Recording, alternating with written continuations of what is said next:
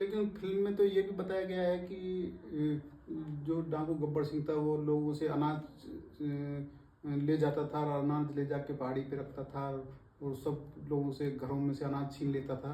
तो क्या वो बात भी सच नहीं है? फिर वही ढकियानुसी बातें।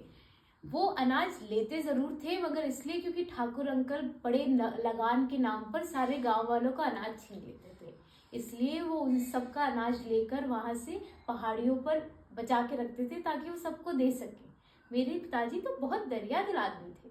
लेकिन फिल्म में तो बताया गया है कि आपके जो पिताजी थे उन्होंने ठाकुर के पूरे खानदान को मार दिया था और वो बहुत खतरनाक आदमी थे और वो ठाकुर के हाथ काट दिए थे।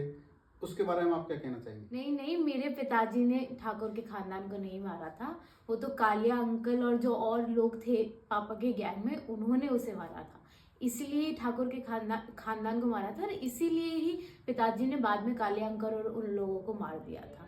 और रही बात ठाकुर अंकल की, तो ठाकुर अंकल भी कुछ कम नहीं थे। वो अपने हाथ कुर्ते में छुपा के रखते थे। पापा ने कभी उनके हाथ नहीं काटे थे। पापा तो बड़े ही भले इंसान थे। अच्छा, तो अब आप आगे आपका क्या विचार है? मतलब आप जब इंडिया में आई हैं तो अब आप क्या करना चाहती हैं, क्या करोगे आगे, आपका क्या जी, मैं इंडिया समाज सेवा के लिए वापस आई हूँ। चीफ मिनिस्टर जी ने मुझे अपनी ही पार्टी से आगामी विधानसभा चुनावों के लिए टिकट दिया है।